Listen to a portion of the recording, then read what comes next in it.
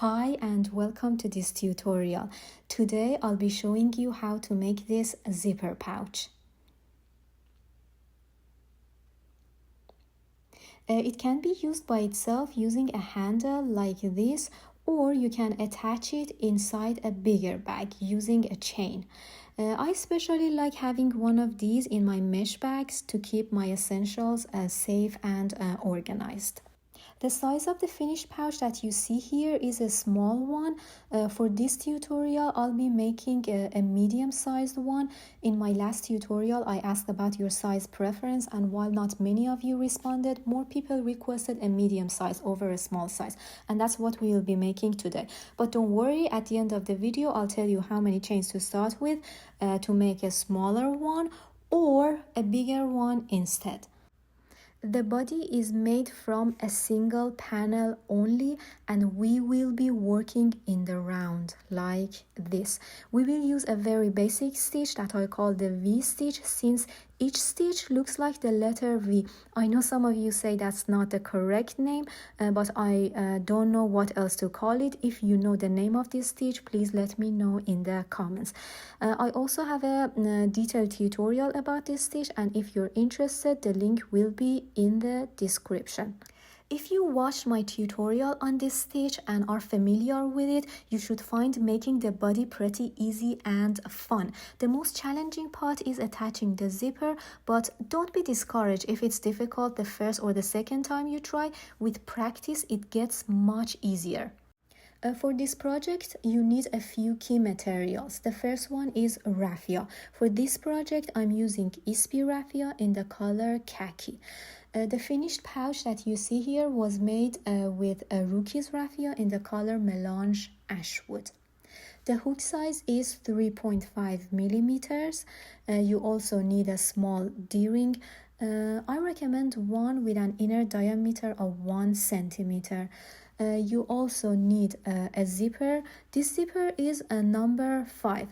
Try to choose a zipper that matches the color of your raffia. Also notice that my zipper doesn't have zipper stops because I prefer to add my own raffia stops here and here. You can find all of these materials on my website at azizamraffia.com. Okay, let's get started. To begin, you'll need a foundation of 76 chains for the medium-sized pouch. So first tie a knot. Okay. 1, 2, 3, 4, and 5. Notice that I'm using a stronger version of chains in my foundation and not basic chains. If you don't know this technique, I have a full tutorial on it, and the link will be in the description section. I have 5 chains done, and I need 71 more to reach a total of 76. I'll continue making my chains. You do the same thing. When we're both finished, I'll meet you back here. Okay, I'm back and my foundation of 76 chains is complete. Now to work in the round, we need to have a circle. We're going to use a needle and our tail to connect the two ends of our foundation to have a circle like this. First, you need to make sure that all of the chains of your foundation are aligned and your foundation is not twisted. If your foundation is twisted and difficult to work with, I recommend steaming it and it will make this stage easier for you. Notice that your foundation has 2 parts, one here, and I call it part 1. This is where you have your tail, and right on top of that you can see part 2. This is where you have this loop. We're going to work 2 stitches, one here and one here, to connect the 2 parts of our foundation. So use your needle, insert it here,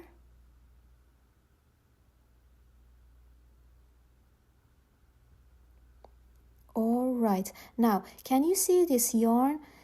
Your needle enters exactly where this yarn is and exits where the loop is. Here. Can you see the loop?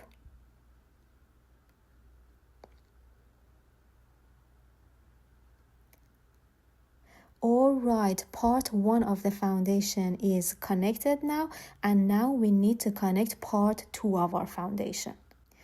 Connecting part 2 is important because we need to keep this part beautiful as it remains on the outside of our work. Okay, so first unravel this loop. Like this. Don't unravel it fully. If you unravel it fully, it will make your first connection weak. Just stop here. Okay? And now we need to work a beautiful looking stitch that looks like one of these braids that you can see here. So insert your needle here. Your work should look like this.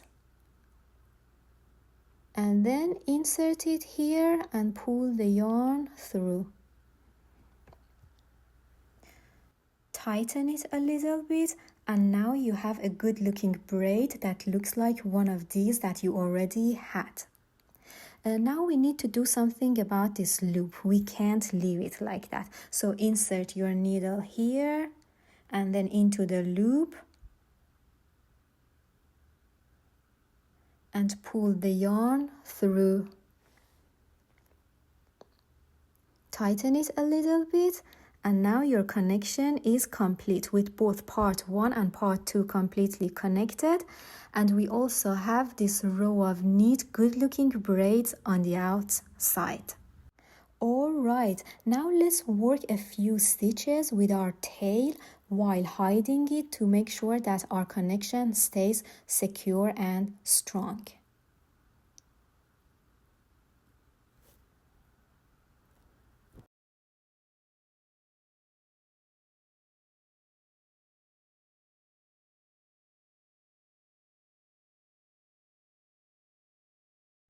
Okay, our circle is ready now and we can start row 1. First find your working yarn and insert your hook next to it. Then pull up a loop. The first row is going to be a row of slip stitches, and we're going to work our slip stitches on top of part 1 of the foundation. We want to make sure that part 2, which is the good looking beautiful part, stays untouched on the outside. I'm going to show you where to insert your hook when doing slip stitches. Here. One more time.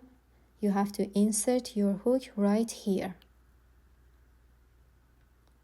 Okay, now let's do a few slip stitches together.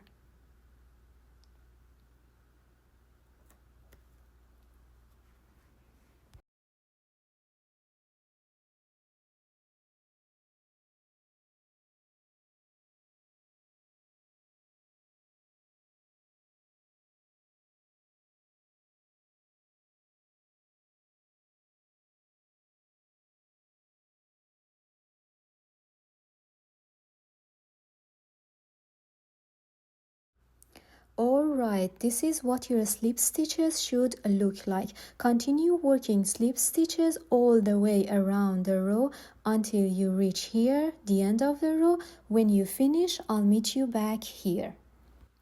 I finished the first row of slip stitches and I want to begin row 2, which is a row of V stitches. Notice that I don't attach the beginning and the end of row 1, and I start row 2 right after I finish my last slip stitch. I'm going to show you where to insert your hook when you do your V stitches. Here, so you have the braid under your hook and everything else on top of your hook. One more time, you have to insert your hook here, so the braid is under your hook and everything else on top of the hook. Let's work the first V stitch together.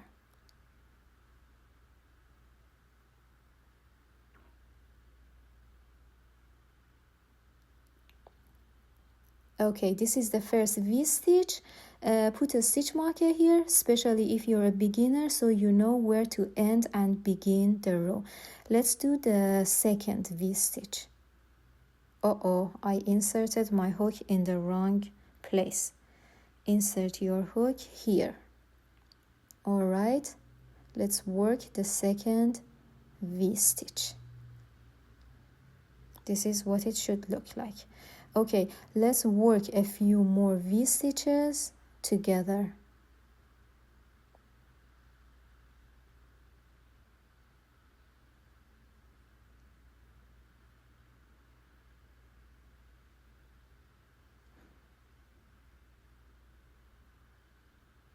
I highly recommend that for the first row of V stitches, check where you insert your hook to make sure that you go in the right place.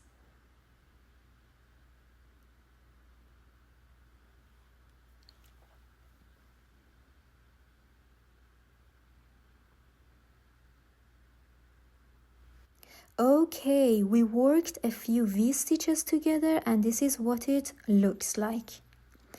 Continue working V stitches all the way around your row until you reach the stitch marker. When you finish, I'll meet you back here.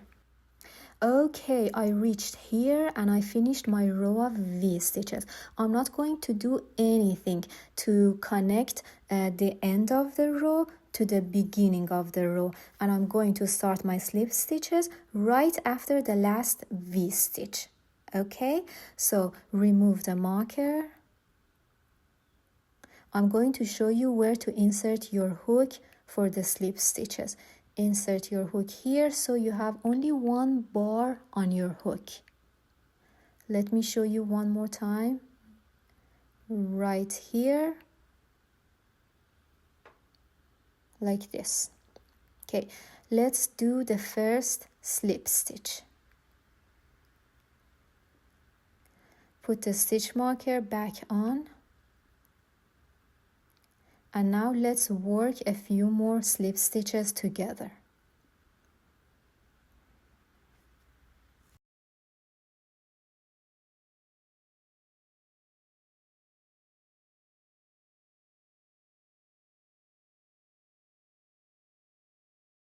Okay, this is what our slip stitches should look like. Continue working slip stitches all the way around the row until you reach the stitch marker. I'll do the same thing. When we're both finished, I'll meet you back here. Okay, I reached here and I finished my row of slip stitches. The next row will be a row of V stitches. So remove your stitch marker. I'm going to show you where to insert your hook when you work your V stitches. So you should insert your hook here and the hook exits here. Can you see? Let me show you one more time. So your hook inserts right in the middle here and exits here. I'm going to show you one more time.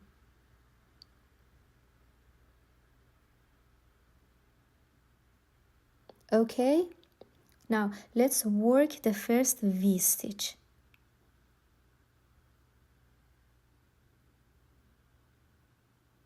Okay, this is the first one.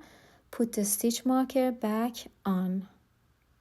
All right, now let's work a few more V stitches together.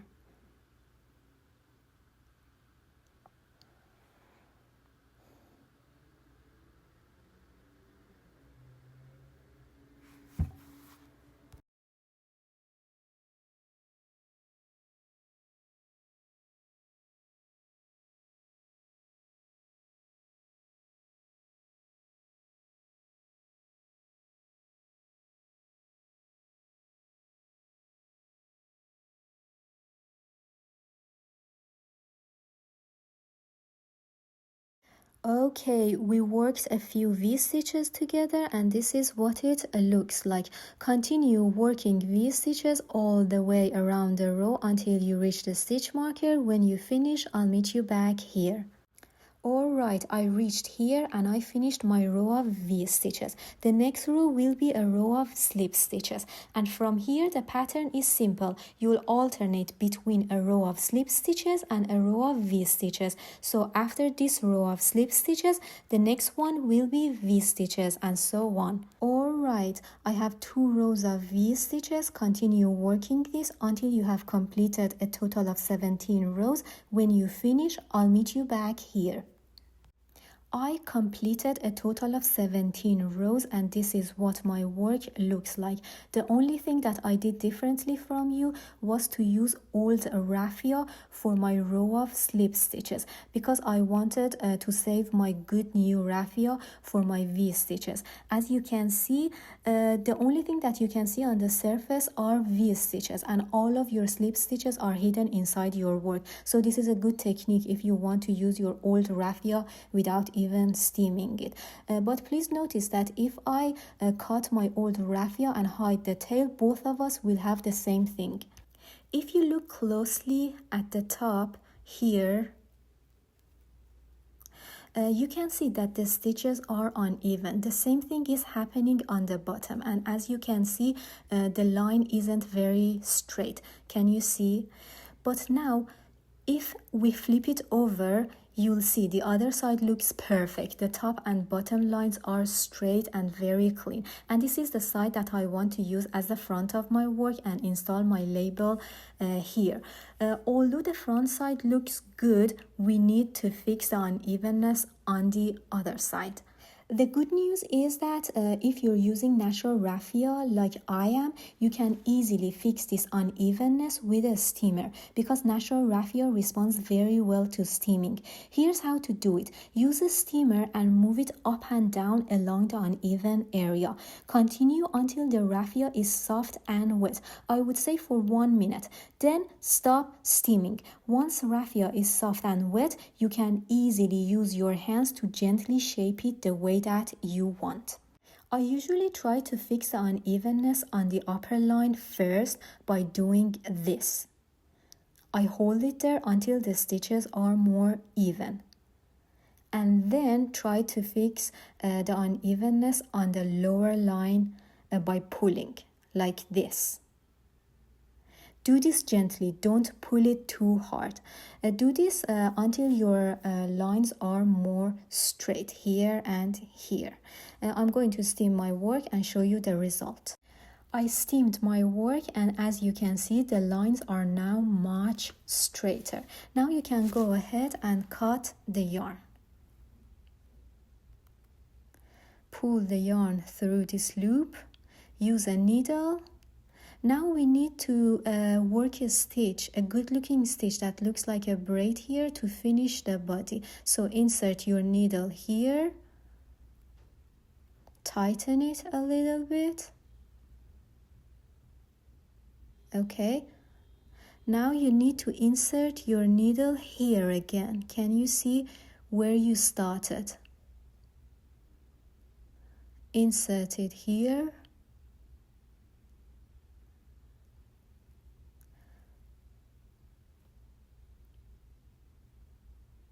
Tighten it very gently until you have a good looking stitch that looks like a braid.